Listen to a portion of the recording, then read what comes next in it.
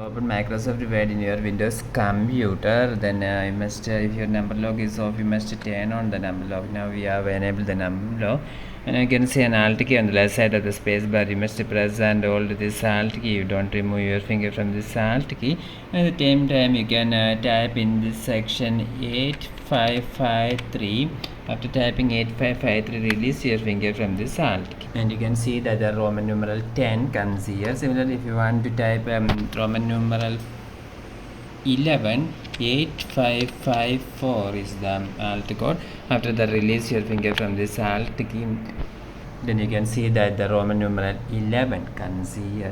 Similarly, if you want to type Roman numeral 12, you must first turn on this num lock, press and hold this Alt key, and type here 8555. Then release your finger from this Alt key, and you can see that the Roman numeral 12 comes here. Hope this video is useful. For more videos, subscribe.